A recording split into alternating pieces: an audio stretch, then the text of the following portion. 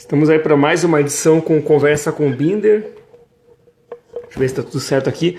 Mais uma edição para o Conversa com Binder. Hoje eu vou receber novamente meu amigo Luffy Steffen. Nós vamos falar sobre os filmes clássicos jovens dos anos 80, de Hollywood.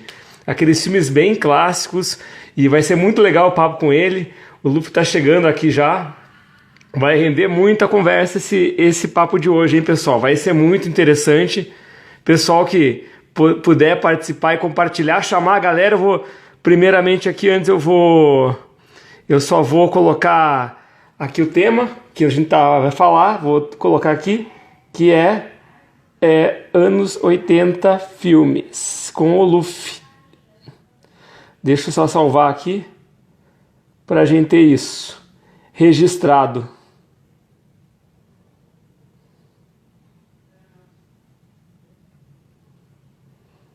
Aqui. Aê, galera. Agora sim. Vou publicar e pronto. Vamos lá. Vou chamar o Luffy para ele chegar aqui. Aê. Vai ser bom o papo hoje, hein? Pessoal aí, saudosista dos anos 80. Vai curtir um monte. Fiz besteira ali. Vamos lá. Oh, o cara tá totalmente anos 80. Oi, Beleza, eu vim Luffy? a caráter. Tô vendo também. John Lennon, anos 80, né? Afinal, que nasceu, morreu em 80. Morreu em 80, Morreu em mas abriu 80. a década. Abriu a década dessa forma. Que legal que Eu, você tá vim, aí. eu também vim com uma camiseta dos Goonies, né? Eu tô muito feliz aqui. Show. Ó, Uma camiseta a caráter dos personagens desse filme. Aliás, um amigo meu falou pra mim, ué, mas os Goonies não é infantil? Ele achou estranho, porque a gente falou filmes jovens, e ele achou que Goonies era infantil. Eu falei, mas é a mesma, meio infanto-juvenil, né? Aquela coisa, né? Não é? Os Goonies não é exatamente infantil, né? Meio jovem, vai, um filme jovem. com Jovem, né? certeza. Mas me Mas conte, enfim. como é que a gente falou, a gente vai falar desses clássicos, De Volta para o Futuro, Goonies, Curtindo Vida Doidado, o que mais temos aí dessa mesma linhagem aí para gente poder falar? Olha, acho que foi uma linhagem grande, né, na época. Deixa eu até tirar um pouco os óculos, depois eu ponho de novo, Põe de volta.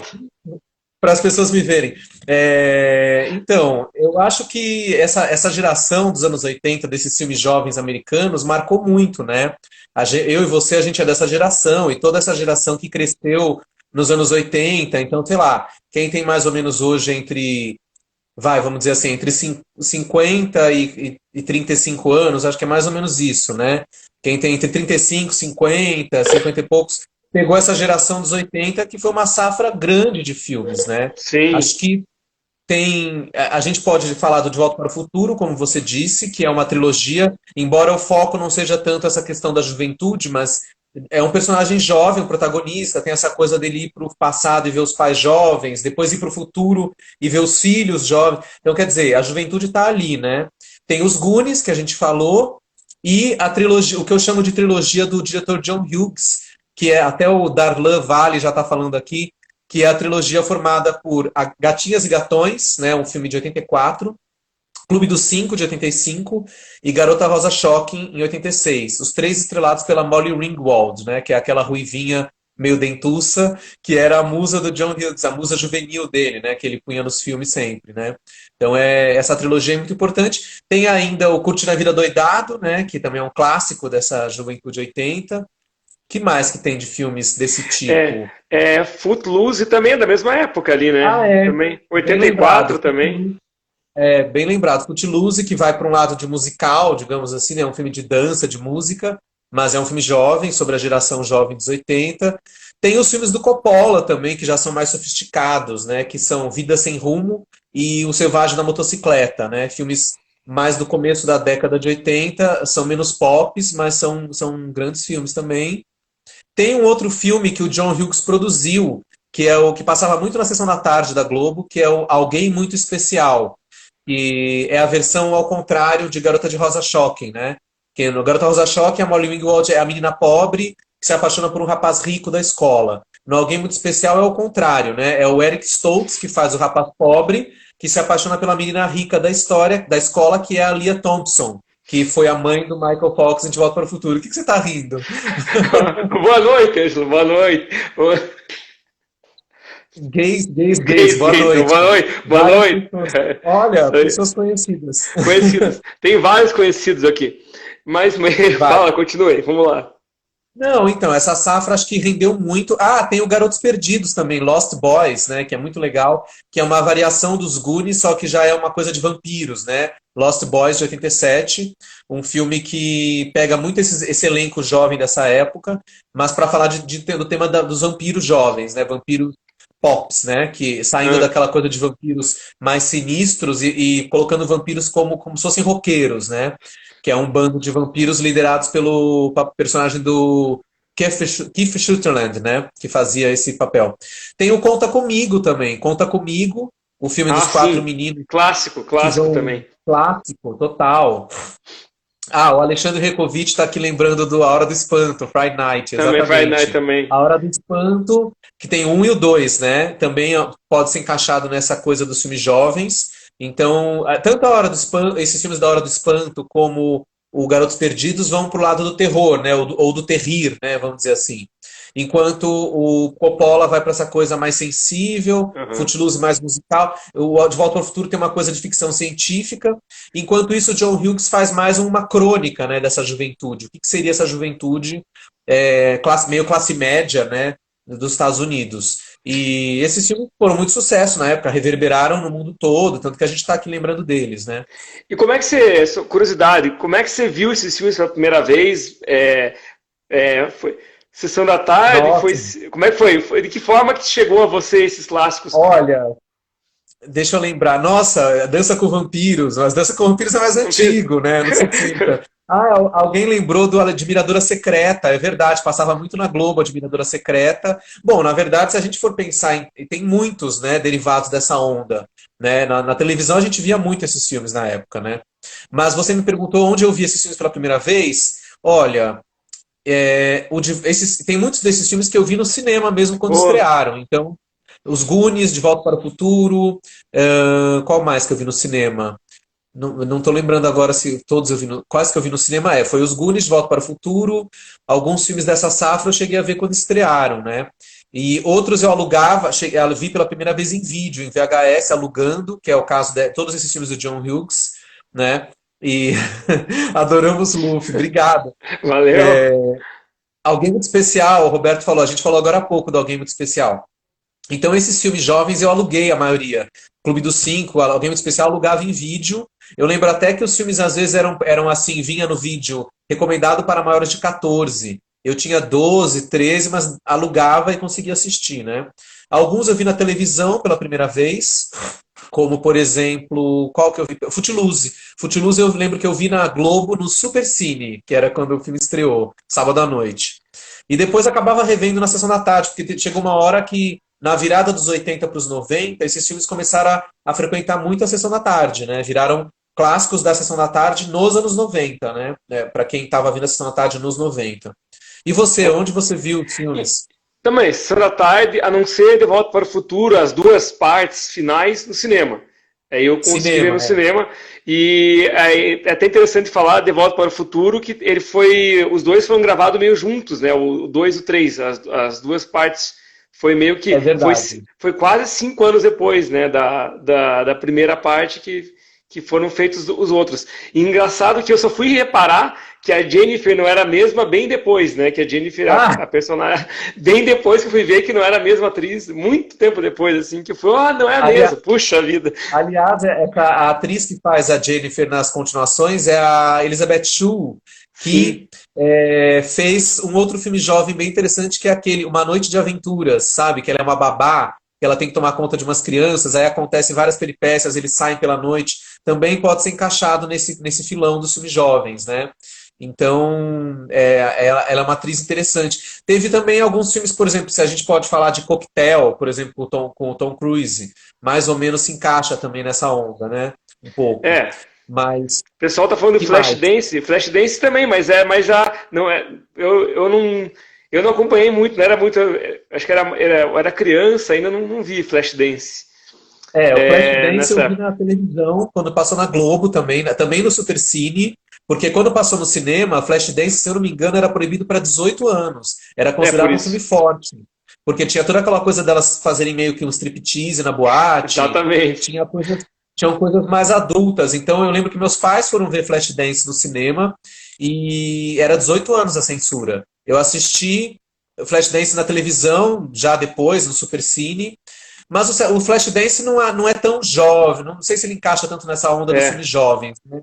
A personagem principal é uma jovem, mas é um filme menos focado nessa coisa de retratar a geração 80, né? Sim, Ah, ela aqui é o Hugo lembrou que a Elizabeth Shue também fez Karate Kid, namorada do Daniel San, é verdade. verdade Aliás, falando em Karate Kid também poderia ser um filme também. jovem dos 80, uma É, trilogia também, né? Tem 3 ah, filmes. daí tem a Isabela Albuquerque aqui falando também que. Qual o filme que ela falou aqui? É, Pague para entrar, reze para sair. Eu não Ah, não, lembro mas aí dele. é um filme, esses aí já é na safra do terror mais É, antigo, né? Desses filmes tipo Numa Noite Escura, né? Pague para entrar, reze para sair. Esses filmes da virada dos 70 para os 80, que já são a onda do terror, que aí tem, bom, aí é um outro filão, né? Que depois vai derivar.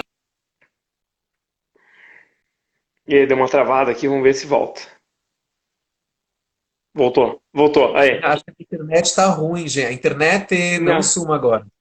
Ó, Curtindo a Vida Doidado também, a gente, acho que tem que falar muito dele, né? Um clássico total, assim. Hudson, Aquilo, assim, total. acho que Ah, meu eu me cabelo. lembro assim que isso inspirou muita gente para matar Cabula a na aula, aula. para poder cabular a aula, e foi um negócio impressionante, assim, que o cara que é uma atrás da outra, né? Uma sacanagem atrás da outra, assim, O filme, e marcou aliás, muito.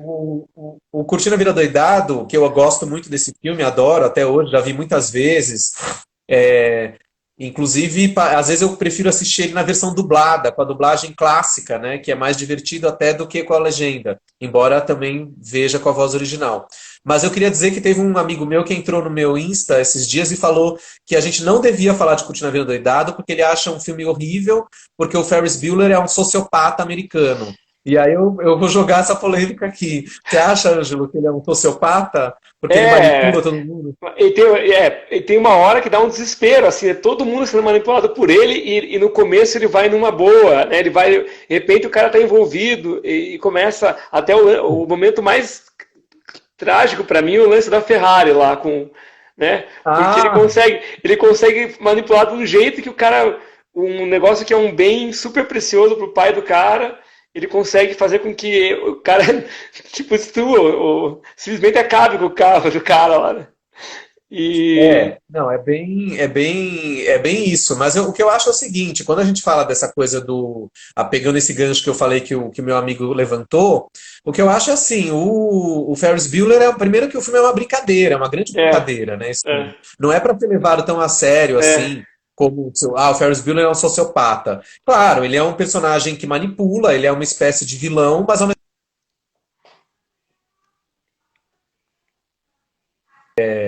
assim, essa coisa vilanesca que a pessoa fala, olha lá, até uma pessoa, o tio Hugo tá falando, não dá para ver o filme com a visão de 2020. Exato, exatamente. Né? Olha o que a outra pessoa falou, Ferris é o amigo é um amigo fantasma, só fantasma, só existe na mente existe do na mente do. amigo. É mesmo. É, Mas acho que é peraí, por aí, peraí. né? Mas peraí, ele quis dizer que tudo não passou de imaginação do Do, Cameron, do que é Cameron, o é, exatamente. personagem. É, Gente, eu nunca tinha pensado por esse prisma, é. que coisa assustadora. Assustador, é, Na mas é um verdade, raciocínio inteligente. é um raciocínio interessante, porque o John Hughes, que é o roteirista e diretor do filme, se você vê todos os filmes dele sobre jovens, e ele falou isso em entrevistas quando ele era vivo, né? Para quem não sabe, ele morreu em 2010, né? O John Hughes. Morreu jovem, com 55 anos, sei lá, e 60 anos, sei lá, ele morreu jovem. E ele já dizia em entrevistas que os personagens dos filmes dele jovens ou eram retratos dele quando jovem, porque eles se consideravam nerd, então ele era um adolescente com dificuldades de fazer amizade, ele era sempre o nerd do colégio, ele tinha esse lado, então ou ele colocava esses nerds em cena, ou então ele colocava personagens que são o que ele gostaria de ter sido. Então o Ferris Bueller é uma projeção do John Hughes do que ele gostaria de ter sido enquanto adolescente, quando na verdade ele era o Cameron, entendeu? Ele é o Cameron, porque é um cara inseguro, né, que não sei o quê. Então o Ferris Bueller é a projeção do John Hughes, né? Nesse É, e sentido, sempre. ele leva essa projeção às últimas consequências. Por isso que o Ferris consegue quer, né? É uma coisa impressionante, porque é a fantasia, né? Tipo assim, Fantasia, é. como seria esse personagem que consegue tudo o que quer, né? E que na adolescência a gente sofre. Eu sofri muito também, porque eu sofria bullying, eu era nerd, eu era rejeitado. Ah, Então, aqui também, aqui também. Eu não era nerd, mas eu aí sofri também também. bullying. Pode ficar sossegado. Então a gente se projeta no Ferris Bueller, porque ele é tudo aquilo que a gente quer ser. A gente quer conseguir se divertir, quer ser feliz, quer se autoafirmar, né? Então o Ferris representa isso, esse desejo de todos nós de sermos pessoas realizadas. Então ele não é um vilão. Quando ele manipula as pessoas, é porque ele quer conseguir coisas, mas ele não faz grande. A única pessoa que ele prejudica de verdade é o inspetor da escola, né? Que ele acaba prejudicando indiretamente, né? Porque o objetivo do cara é pegar ele e ele não se deixa pegar, é só isso. Mas assim, ele não é um personagem, o Ferris Bueller não é um vilão, né? Então é isso que eu diria sobre o Curtindo a Vida Doidado, que é um grande clássico, né? Grande E aí, clássico. que Ah, mais, Ângelo? não, tem vários comentários aqui, ó. Tem vários. Vários. Ó, Diga lá, gatinhas. tudo sem Gatinho, comentário. o Luiz, que também é cinéfilo aqui, também faz live comigo de vez em quando. A gente faz algumas aqui, falando de gatinhas e gatões também. É muito bom. Ah, eu gosto Dessa. também. Que é o primeiro filme do John Hughes, né? Eu acho que a Uhum. primeira direção dele, Gatinhas e Gatões, como eu disse, com a Molly Ringwald. Depois, na sequência, ele faz Clube dos Cinco e depois Garota de Rosa Shocking. Só que a Garota de Rosa Shocking não é dirigido pelo John Hughes, ele produziu e roteirizou.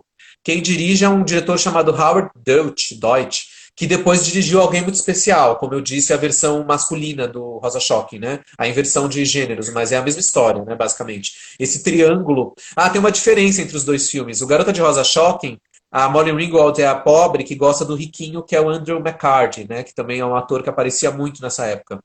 Só que ela tem um amigo dela que é o pobrezinho, meio ripongo, que é apaixonado por ela, que é o personagem do John Cryer, né? Que depois ficou muito famoso com aquela série Two and a Half Men, né? Com o Charlie Sheen. Que, aliás, o Charlie Sheen é outro dessa safra, né? Sim, Ele tá, aparece tá. no Curtindo a Vida Doidado, ele é aquele punk, né? Que dá em cima da irmã do Ferris na delegacia, mas enfim. Mas então, voltando à Garota de Rosa Shocking. Então a Molly Ringwald, ela gostava do rico, e no final ela realmente fica com o riquinho, ela não fica com o amigo dela, e fica com o rico que ela gostava. No Alguém Muito Especial, que é o Eric Stoltz, que é o pobre, que gosta da rica, que é a Lea Thompson, ele tem uma amiga pobre também que gosta dele, que é a Mary Stuart Masterson, né, a loirinha. E aí no final ele fica com a pobre, né? Ele não fica com a rica. Então eles fazem essa pequena diferença no final. Mas os dois filmes se completam, não? Um é um protagonista masculino, o outro é uma mulher. Mas é a E, mesma coisa.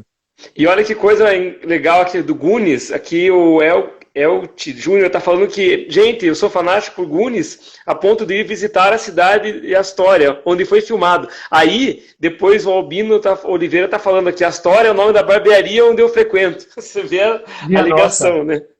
Mas peraí, a Astoria isso eu não sabia. A Astoria é uma cidade americana onde filmaram Goonies, é isso? E aí a pessoa foi visitar esse lugar e está intacto? Como que é? Você visita e vê as locações? Pois é, É isso que eu vamos ver quero se ele saber. responde. Eu também não sei se foi onde foi gravado, se. Também não sei.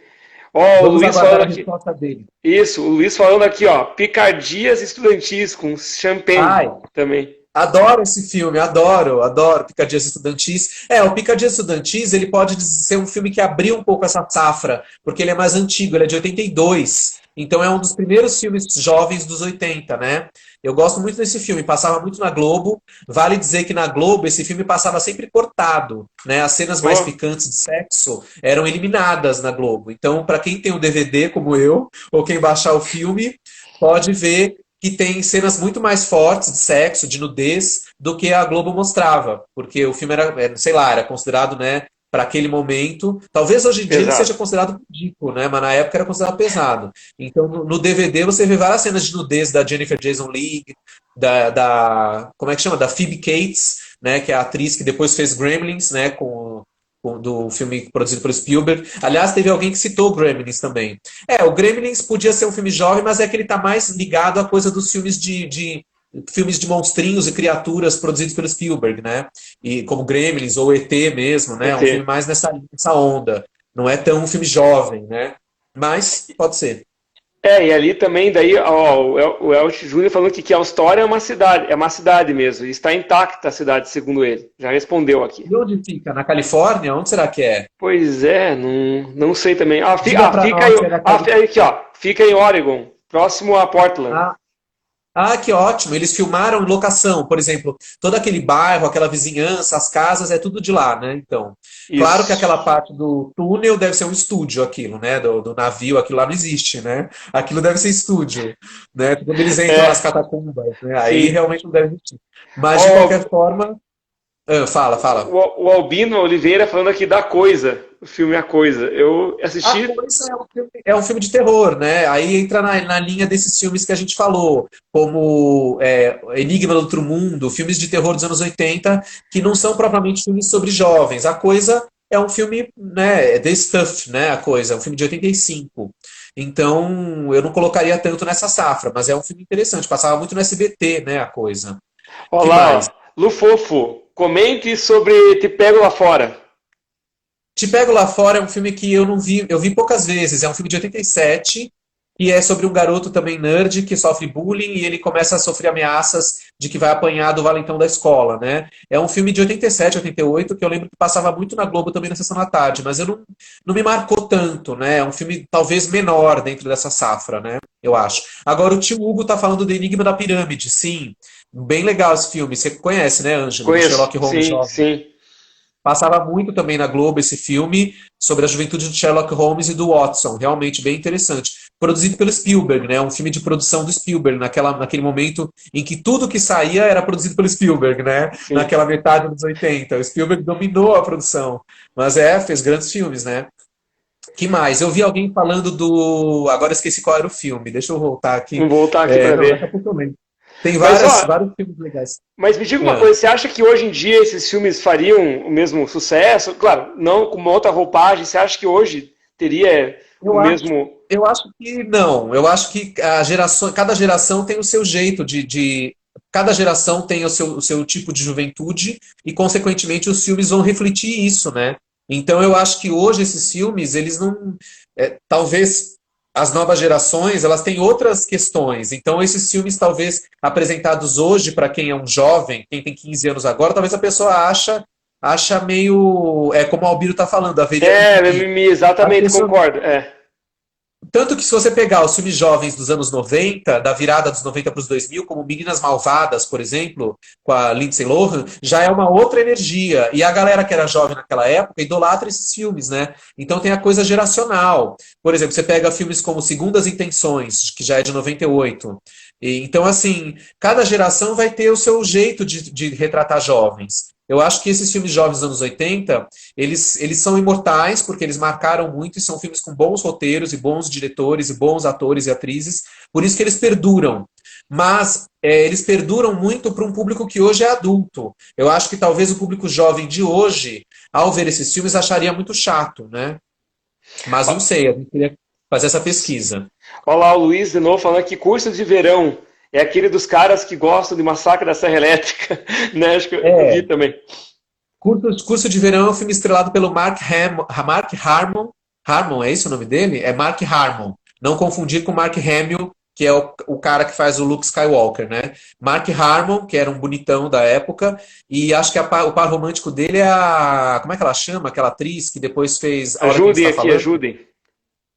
Olha Eu Quem sei Está quem é. Falando. Eu sei como é que é o nome dela. Eu sei quem é, mas não lembro o nome também.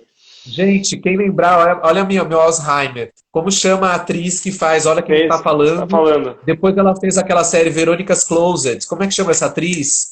Que depois engordou muito, inclusive, ficou bem diferente. Como ela chama? Eu não lembro agora. Gente, olha quem está falando. Bom, daqui a E, e, pouco a lá, gente lembra dela. e John Travolta, né? Olha quem está falando, né? Não, Olha Quem Está Falando, ela faz parte de outra É John volta. Mas como é que Travolta. chama essa atriz? Não Gente, várias pessoas lembro. conhecidas entrando aqui. Obrigado pela presença. André Isso, ó. Liarte, Rodrigo Araújo. Isso. Eu Vamos vi que o lá. Nilson Xavier entrou, Entrou, é Teledramaturgia. isso aí. Mandei uma Nilson não cena. vai comentar nada sobre esses filmes. E eu vi É, também o Alan Faria. O Alan Faria, jornalista, também acho que manja tudo desses filmes. Diga algo, Alan. legal. Se é que você ainda está aqui entre nós. Christy Allen, o Rafael lembrou. Muito bem, o Rafael lembrou. Kirstie Allen é o nome da atriz. Isso, que boa. Olha lá, ó. Que faz Curso de Verão. Te Pego Lá Fora é um excelente filme. Lembra o Luiz aqui, os filmes do Hitchcock. Lembra os filmes do Hitchcock, mas com adolescentes. O relógio aparece muito e deixa tudo tenso. É É verdade. verdade. Olha quem tá aqui, o menino do Rio voltou a atacar. Eu Voltou lembro da dele na cara. nossa última live. Isso, O tava menino do participando Rio, bastante. Isso aí. calor que provoca Provoca arrepio. arrepio, Falei você. exatamente. Isso aí. Mas, enfim, voltando à coisa do. Eu queria falar uma coisa sobre o John Hughes. O legal do John Hughes é que ele era um cara que escrevia febrilmente os roteiros dele. Há uns 5 anos atrás, eu fui num debate aqui em São Paulo com o produtor do filme Clube dos Cinco, que é Andrew Martin. Ele estava aqui, esse americano, fez uma espécie de masterclass aqui em São Paulo, lá no Cine Belas Artes, e ele falou um pouco do trabalho do John Hughes. Ele disse que ele descobriu o John Hughes da seguinte maneira. Ele tinha visto o filme Feras Frustradas 1, sabe? O primeiro Feras Frustradas, de 83, com o Chevy Chase e tal. E aí ele gostou muito do roteiro e foi investigar quem tinha escrito o roteiro de Feras Frustradas. E tinha sido John Hughes, ele é o autor do roteiro. Aí ele chegou para o John Hughes e falou: você tem por acaso algum outro roteiro pronto? E simplesmente John Hughes tinha todos esses roteiros prontos. Gatinhas e Gatões, Clube dos Cinco, Garota Rosa Choque, Tudo Curtindo a Vida pronto. Doidado. Tinha tudo pronto. Falou: tenho um, não, tenho vários. Tem Pá! vários. E deixou. Aí o cara falou assim: meu Deus. Aí o cara comprou todos os roteiros. E é por isso que eles começaram a produzir um filme por ano, porque os roteiros estavam todos prontos. Aí levou os filmes para a Universal, que é basicamente o estúdio que produziu esses filmes no começo, né? Os primeiros filmes de John Hughes são todos da Universal. Depois ele mudou para Paramount, né? Ele mudou de estúdio. Mas ele fez bastante coisa na Universal no começo. E aí ele começaram a produzir os filmes. E por isso que ele produziu febrilmente nos anos 80, porque ele já estava com as histórias todas escritas. Olha que incrível, né? E ele também comentou uma coisa bem interessante para quem gosta do filme Clube dos Cinco. Ele comentou que. Eu gosto muito, né? Adoro esse filme. Ele comentou que no roteiro original, a concepção do John Hughes era muito mais modesta, né? Que eles iam ficar presos numa biblioteca, né? Que era uma coisa bem modesta, né? Uma bibliotecazinha, era tipo assim um cubículo, onde os 4 ficavam presos, praticamente sem conseguir se movimentar. Com a entrada da Universal no projeto, aí tudo virou high-tech, né? Então a Universal falou assim: não, vamos fazer uma superprodução. É por isso que quando a gente vê o filme, é uma escola enorme, a biblioteca é gigante, é uma biblioteca, né? É um cenário aquilo, realmente é enorme. Tanto que depois tem aquela escadaria, tem umas esculturas, né? Eles correm, dançam pela biblioteca, né?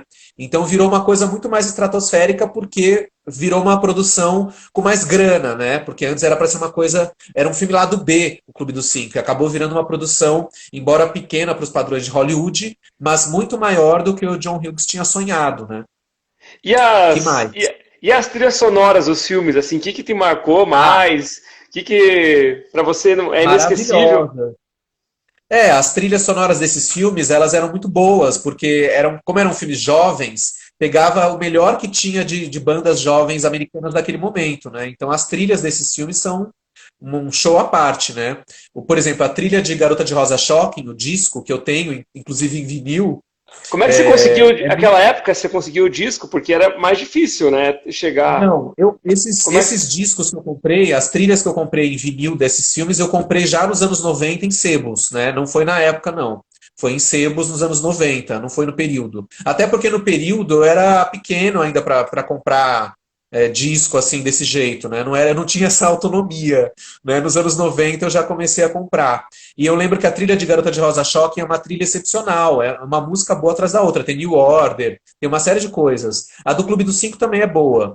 E, aliás, para quem não sabe, a música tema do Clube dos Cinco, Don't You Forget About Me, foi também, o Simple Minds gravou especialmente para o filme, né? Não era uma coisa que o Simple Minds tinha gravado e eles pegaram. O Simple Minds gravou, é uma regravação, né? Essa música ela é antiga já. Eles regravaram para a trilha do filme e virou o grande carro-chefe do filme Don't You Forget About Me. Até hoje a gente ouve a música, para quem conhece o filme, associa com o filme, né? Muito forte isso. Ó, já Eu tô vendo aqui assistiram. o É, o tio tio Hugo, Hugo. né? Isso, isso. Já assistiram recentemente esses filmes dos anos 80, como Goonies, Volta para o Futuro? Já vi recentemente. A segunda Eu trilogia vejo do. Já. sempre, Eu também eu vejo, tô sempre sempre vendo assisto. esse filme. Mas Sempre por que que assisto. ele diz que os filmes... Eu não entendi uma coisa. Ele fala aqui que os filmes da trilogia do Hughes ele não consegue ver mais. Por quê? Você acha que esses envelheceram? Diga lá, tio Hugo. É, Enquanto talvez isso, tenha uma vamos falar. explicação. Queremos E saber. outra coisa que eu queria saber com você, falamos das trilhas, mas o que marcou mesmo para mim é a trilha de Curtindo a Vida Doidada, a musiquinha, né? Também, também. A trilha Só de a Curtindo a Vida musiquinha. Doidada é um clássico também. Bom, tem Beatles, né? Com a famosa cena do Twist and Shout. E a outra música que ele canta na parada, que é uma música alemã, né? Chamada Danke Schön, É. né? E é muito engraçada ele cantando aquilo, né? E depois ele canta Twist and Shout. E tem outras músicas interessantes. Mas quando você fala da trilha do... Eu não entendi qual música que você falou que é a principal A, para você. a música, aquele que tem só um sonzinho, não sei o nome daquela música, que é bem Ah, já famosa. sei. É, Essa música é alemã também, é de uma banda é. alemã chamada Yellow, e a música chama Oh Yeah, é essa Oh que você tá yeah, oh falando. yeah, oh Que a, yeah, é, essa que a mesmo, música essa fica mesmo. só. É. Oh yeah, mas marcou porque quando É, começa, é Oh isso aí. Oh Yeah, os yeah. caras ficam falando yeah várias vezes. Depois, E o clipe dessa música é hilário. Você já viu o clipe dessa não, música? nunca vi. Coloca no YouTube depois, quem quiser ver. E a banda chama Yellow, Yello, Yellow.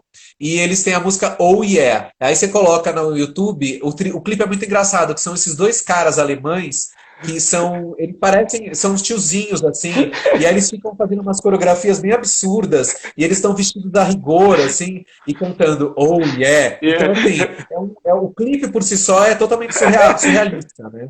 E realmente a música tem tudo a ver com o filme, né? Porque ela marca muito, né? Eu também gosto daquela música que eu não sei qual é, não sei se é uma música instrumental composta para o filme, que é aquela parte final, quando o Ferris tem que correr da mãe e da irmã, que ele tem que correr pela vizinhança Sim, inteira para chegar na casa. Que é uma música meio percussiva, né? Que é sim. É, au, au, é né? isso Tem aí. lá os gritos dele, Isso aí. né? Então, e aí ele pula, bem na hora do final, ele É, pula no playground, né? Aquilo é hilário, gente. Aquilo é é, muito bom. eu Então, acho que o legal desses filmes, assim, que eu acho que a trilha, ela encaixava muito, era muito mais necessária, do jeito que era feito, né? Porque levava você a ir junto com o personagem, né, para os momentos de ação. Hoje em dia é um pouco diferente, você exatamente. não sente isso mais tanto, essa ligação É, tão imediata com a trilha. E a gente é lembra verdade. muito dessas trilhas por conta disso, assim. Ah, É óculos, foi verdade. Ah, óculos, eu esse vi foi óculos. o tio Hugo falou aqui, ele acha que a trilogia do Joe Hughes não envelheceu bem, ficaram datados. Bom, sobre isso eu só posso fazer uma coisa. Vou ser blasé aqui porque eu não Fazer, gostei. Não, eu não gostei do tô brincando, comentário. gente. Eu entendo que, claro, cada um tem um sentimento. Ah, o Pedro Alberto lembrou do St. Elmo's Fire, que é, É, no Brasil, o título de O Primeiro Ano do Resto de Nossas Vidas. é. Também é um filme que tem a ver com isso, inclusive com alguns atores em comum, né? Como Jude Nelson, Ellie Sheed e Andrew McCarthy, que estão nesses filmes também. Então, é bem lembrado, O Primeiro Ano do Resto de Nossas Vidas, que é um filme já sobre personagens que já estão entrando na fase adulta, né? Porque os personagens já não têm mais 16, 17 anos, têm 20, 21, 22, né? Estão começando a Uhum. vida, estão começando a trabalhar. Então, digamos que é um filme um pouco sobre uma geração um pouquinho mais velha, né? E sobre essa geração mais velha, a gente tem também o Abaixo de Zero, que é um filme com Andrew McCarthy, Robert Downey Jr., e o Menino do Rio lembrou o Sobre Ontem à Noite, né? Com Boa Demi noite. Moore e Rob Lowe, o grande galã jovem do período. A trilha sonora é maravilhosa. Eu tenho, diz Pedro Alberto. Mas de qual filme você está falando, Pedro Alberto? A gente falou de tantos. Qual Tantos trilha filmes. sonora você possui? Pô, me diga uma coisa, aproveitando, outra coisa que marcou muito para mim são as dublagens, né? As dublagens é Ah, algo fenomenal, assim, né? Que muda. exato. Hoje em dia as dublagens são muito mais próximas do contexto, mas aquela época mudava muito, não mudava? As dublagens mudavam completamente, às vezes. Eu gosto muito das dublagens da época, então eu sou suspeito para falar. Eu acho que elas tinham qualidade e Por isso tinham é atores bons. legal, sim, fazendo. Por exemplo, Diga. e tinham atores bons que são bons dubladores. Por exemplo, o Ferris Bueller, do Curtindo E travou? Não acredito. É. Anísio Neto, aquele ator que é filho do Chico Anísio. Chico Ele que Anísio, faz o sim.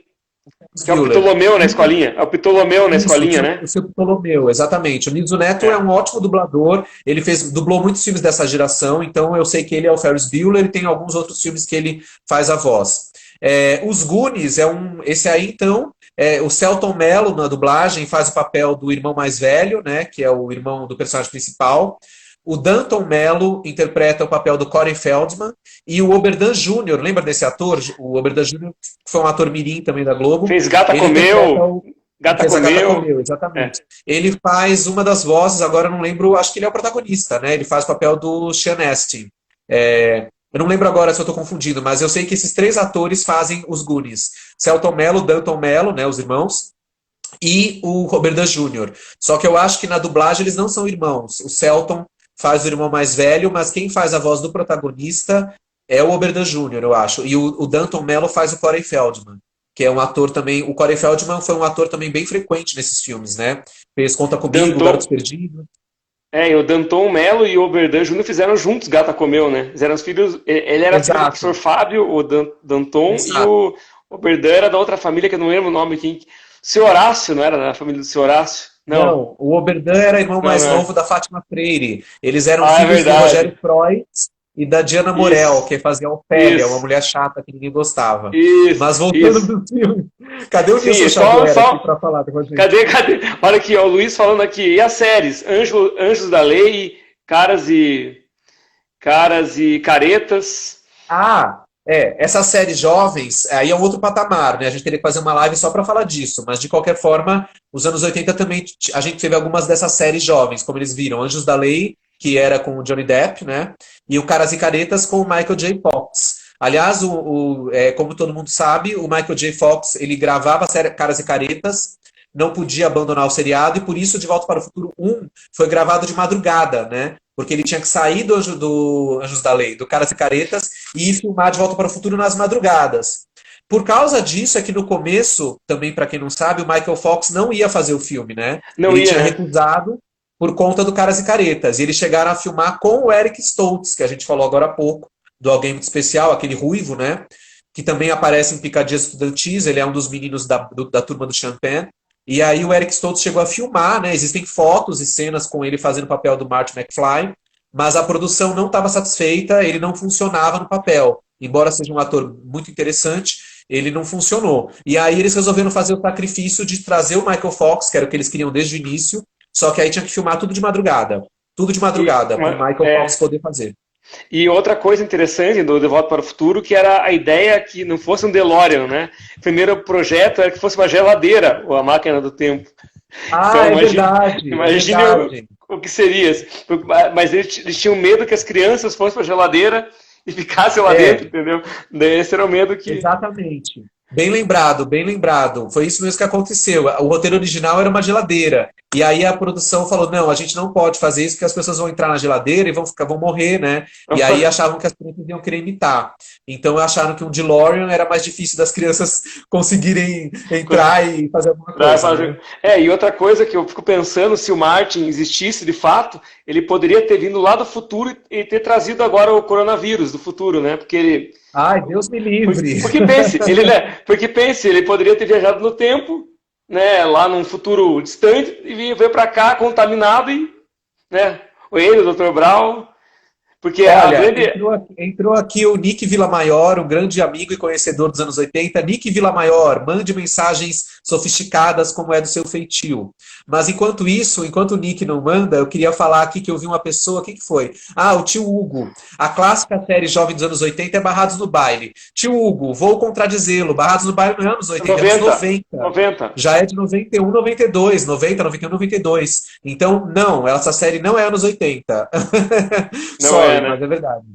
Agora, por falar em Barrados no Baile, eu queria citar aqui a Shannon Doherty, que fazia a insuportável Brenda em Barrados no Baile. Ela fez um filme em 89, que aí sim a gente pega um filme dos anos 80, que eu amo, que é um filme estrelado pela Winona Ryder e Christian Slater, e que a Shannon Doherty está também, que é o Atração Mortal, mais conhecido como Heathers. Né? Você viu esse filme, Ângelo? As Heathers são umas patricinhas malignas que controlam a escola.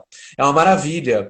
E aí o Christian Slater aí sim, ele é um jovem psicopata, né? Que começa a provocar várias tragédias na escola e tal. E o legal, falando em escola, a base sempre é escola, né? Sempre esses filmes, a maioria deles eram escola nesse formato. Exatamente. Era o nerd, o fortão, também, sempre, esses quase sempre apareciam nesses roteiros, assim, né? É, claro que quando a gente vai falar de filmes sobre jovens ou infantos juvenis, é inevitável você não ter a escola, porque é o ambiente principal, né? O grande habitat desses personagens, né? No caso dos Goonies, não tem a escola porque eles estão de férias, né? E eles estão praticamente para se mudar, né? Eles estão de férias e vão se mudar para outro lugar, então não tem escola por causa disso, porque senão Eu, teria, né? eu não sei você, mas sempre sonhei em ter aqueles caninhos que eles têm, aquele armarinho que eles têm no meu colégio.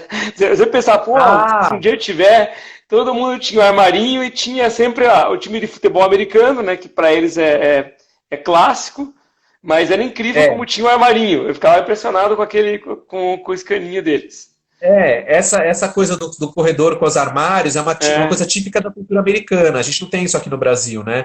Então a gente cresceu vendo esses filmes, né?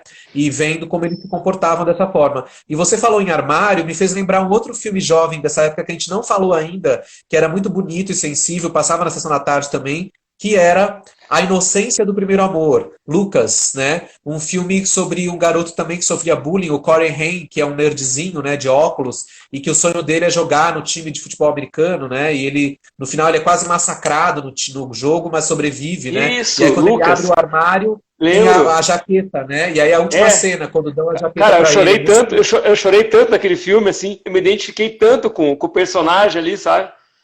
Que É esse lindo. foi. Aliás, o Corey Haim também vale falar dele, um ator que também frequentou muito esses filmes, infelizmente já falecido, né? Ele morreu há uns 10 anos já, o Corey Haim, né? Ele foi um ator que já estava meio no ostracismo e ele faleceu. Mas ele estrelou muitos desses filmes, né? Com o Corey Feldman, ele fez um outro, que é o Sem Licença para Dirigir, License to Drive, que é de 88, né? Que eles já estavam mais adolescentes mesmo. Ó, o Luiz está falando que Ah, dizem que o Charlie Sheen abusava do Corey Haim. Essa é uma polêmica que o próprio Corey Feldman outro dia jogou lenha na fogueira, né? E, será que é verdade? É meio é. assustador isso. Já falaram do Clube dos Assim, Cinco? Fica mais pra... falamos muito do Clube dos Cinco. Gente, quem perdeu o início da live, depois vai estar no YouTube. A E gente aí vai vocês vão ver que colocar várias coisas isso. a gente já falou antes, né? E agora Mas o que mais, Ângelo? a live também vai ficar disponível aqui no Instagram também, agora é possível, né? Por causa do IGTV. A gente consegue deixar aqui. Ah, o que eu queria, eu lembrei agora, até a gente tá falando dos filmes os clássicos e tal. Queria ver com você quem que tá nativa ainda aí em alta. Quem que tá nessa galera toda, quem que tá conseguiu levar a Olha, carreira adiante, que tá aí, assim, de maneira geral, quem que tá. Olha, de maneira geral, eu diria que em alta não tem ninguém, porque na verdade essa geração dos anos 80, eu acho, aliás, acho que todas as gerações, se a gente for ver a geração dos 90, também aconteceu a mesma coisa. Eu acho que o mercado dos filmes jovens, principalmente, é muito cruel, porque ele usa essas pessoas enquanto elas são jovens e depois meio que tenta jogá-las fora. Então são poucos os atores que conseguem ter uma carreira brilhante depois disso, dessa fase adolescente. Alguns conseguem.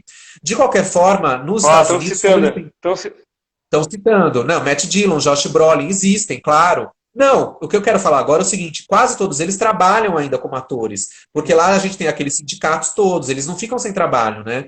Só que não fazem mais projetos de ponta, que todo mundo fica sabendo, né? Não fazem mais filmes ou séries que são sucessos blockbusters, como eles tinham feito antes. Então, essas pessoas trabalham, não é que elas estão desempregadas, né? Mas a gente não ouve mais falar porque os projetos que eles fazem não são mais os projetos de mídia, que ganham as grandes mídias. Mas é claro que eles estão trabalhando normalmente, fazendo mil coisas. Você vai olhar no IMDb a carreira dessas pessoas, são 300 mil coisas. Eles fazem 500 coisas, série, filme. Muitos filmes não chegam até nós, né? Não são lançados no Brasil. Né? Tem muitos telefilmes, né? Além das intermináveis e incontáveis séries. Né? O Michael Fox fez muitas séries. Tinha uma série até pouco tempo, como o Darlan tá lembrando. A Molly Ringwald, por exemplo, a musa do John Hughes, ela foi trabalhar muito com teatro. Até recentemente ela estava no teatro fazendo Harry e Sally. Sabe aquele filme com a Meg Ryan e o Billy Crystal? Ela fez no teatro o papel da Sally, que é o papel da Meg Ryan, e ela fez também Cabaré, no papel que foi da Liza Minnelli no cinema, né? Ela fez a Sally Bowles, numa montagem na Inglaterra, se eu não me engano. Então as pessoas trabalham, né? Com exceção, claro, daqueles que morreram, como Corey Haim, que acabou morrendo muito cedo, tragicamente, e outros mais. O Matthew Broderick também, que é o Ferris Bueller, né? É um ator muito forte no teatro, né? Basta dizer que ele estrelou com muito sucesso na Broadway o musical Os Produtores. Ele e o Nathan Lane, que depois virou filme também, né? Que eles fizeram no cinema também. Mas o Matthew Broderick é um ator de teatro também, tem uma formação de teatro. Outros aparecem sempre. Alguns largaram a carreira, mas a maioria trabalha ainda, né? O Josh Brolin, como todo mundo lembrou, que fez Milk, por exemplo, e ganhou, enfim, o Champagne talvez seja o ator mais bem-sucedido dessa geração. O Champagne e Tom Cruise, né? O Tom Cruise no sentido mercadológico, né? E o Champagne no sentido de respeito, de ser um ator premiado, considerado um grande ator. Então, dos homens, talvez o Champagne e o Tom Cruise sejam os mais bem-sucedidos, por incrível que pareça, né? Já entre as mulheres, é complicado, porque o mercado é muito machista, né? Então, as mulheres são muito mais sacaneadas que os homens, né? São muito mais botadas para escanteio. Então, principalmente quando vão ficando mais velhas, né? O tio Hugo, nossa, o tio Hugo tá dando um show de cinefilia. Tio Hugo tá firme, o tio Hugo aqui, ó. É verdade o que ele disse. A Molly Ringwald foi convidada para fazer Uma Linda Mulher e recusou. E aí Julia Roberts estourou, né? Estourou, exatamente. Um outro papel que a Molly Ringwald recusou foi o da... Não, minto. Foi o seguinte, a Meg Ryan também foi convidada para fazer Uma Linda Mulher e também recusou. Tanto Meg Ryan como Molly Ringwald, diz a lenda, recusaram o papel da Linda Mulher porque era uma prostituta. E elas não queriam fazer papéis, de repente, ligados a essa coisa sexual, né? O que foi um grande erro delas, né? Porque o filme não tem nada disso, né? Uma Linda Mulher não é um filme que pega pesado nessa questão, né? Ela é uma prostituta, mas não é um filme sobre essa questão, sobre, digamos, o lado pesado, né, da profissão. É um filme leve, né? Uma Cinderela, né? O filme Linda Mulher é uma Cinderela. A gente esqueceu de falar de um outro filme interessantíssimo da época, que é um grande clássico, que é Dirty Dancing, Ritmo Quente, com Patrick Swayze e Jennifer Grey. Sim. A Jennifer Grey, que faz a irmã de Ferris Bueller, em Curtindo a Vida Doidado, e o Patrick Swayze, que também já faleceu, né? É um dos atores dessa geração que já partiu. E também, eu lembrei até a Lagoa Azul também, anos 80, a Lagoa Azul. A Lagoa Azul é um filme de 1980, né? Ele abre a década. Eu não colocaria ele tanto nessa safra. Eu acho que ele é um filme com muito mais cara de 70 do que de 80, né? Ele tem aquela cara do final dos anos 70. Até o visual do garoto, né? Do Christopher Atkins, é aquele visual ainda do final dos 70. Isso. Então é bem isso, assim. Mas Dirty Dancing é um clássico também, que foi na sessão da tarde depois. E Karate Kid, a gente falou pouco. Rafael Macchio, né? Macchio. Rafael Macchio. Por onde anda? O Ralph Macchio fez Vida Sem Rumo, do Coppola, que eu disse. Fez a trilogia do Karate Kid. O que mais que o Ralph Macchio fez? O Ralph Macchio fez um filme bem interessante que é A Encruzilhada, né? Aquele filme onde ele é um guitarrista de blues, né? Que quer fazer uma viagem para New Orleans e tal. Bem interessante. Mas você gosta do Karate Kid, Ângelo? Percebi que você gosta. Eu gosto.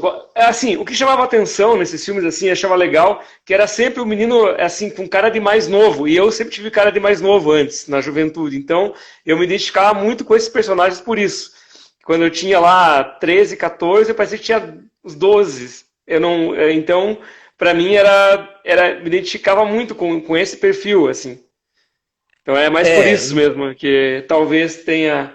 Igual só o do Lucas, eu sempre fui pequeno, então eu olhava aquele personagem e falei, esses grandalhões eu tenho chance, entendeu? Se olhava meio que era isso, sabe?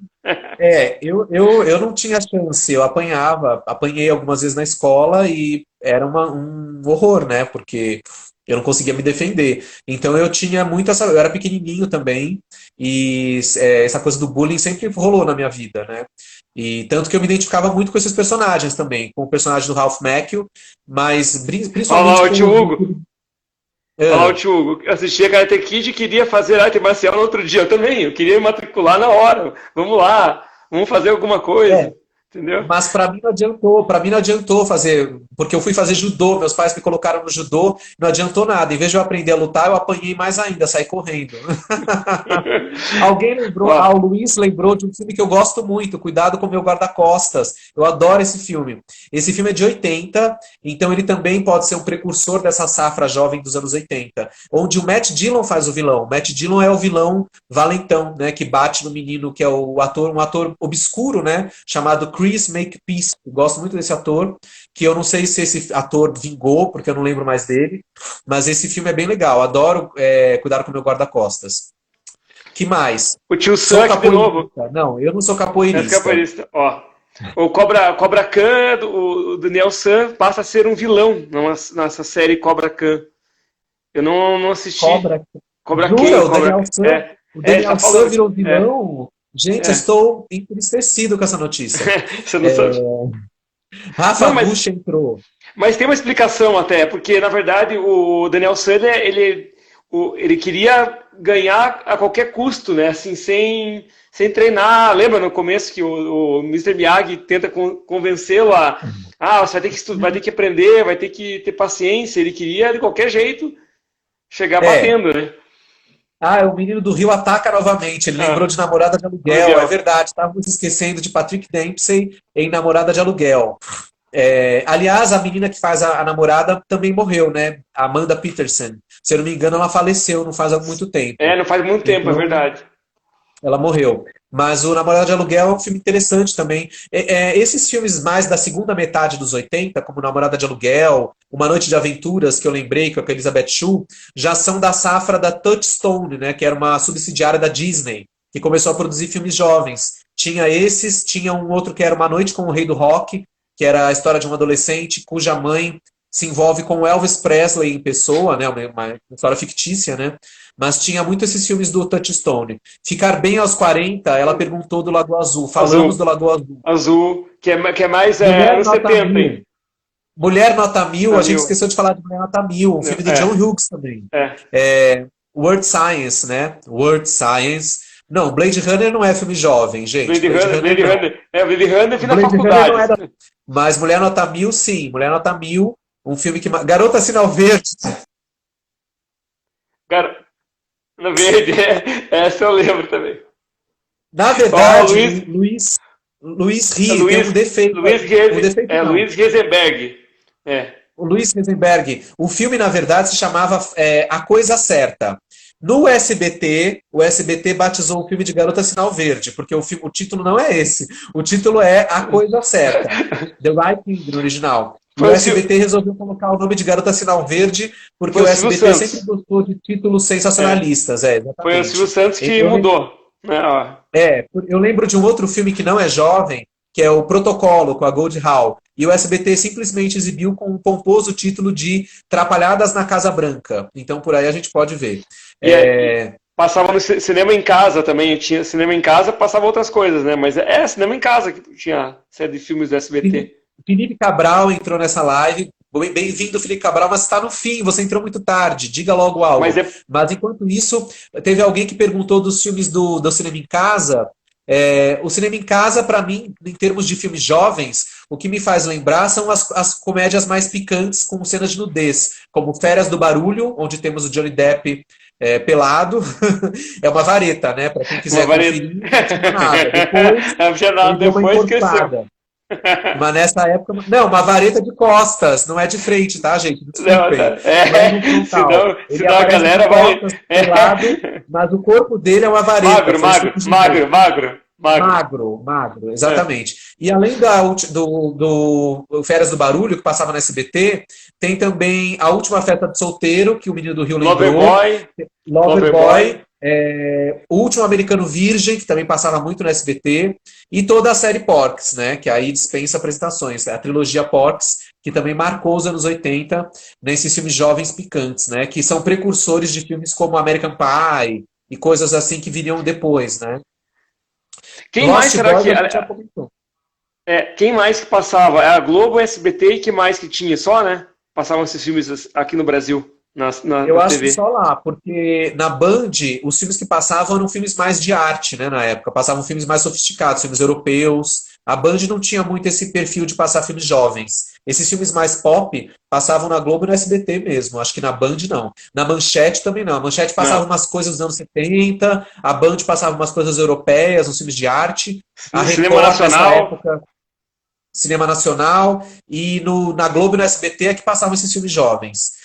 Porques, né? Acabamos de falar do Porques, foi uma coisa que marcou os anos 80, uma trilogia, né, bem picante. Que mais tem desses filmes picantes? Além do Porques, A Última Festa de Solteiro, alguém lembrou do Loucademia de Polícia, que é uma outra safra também de filmes.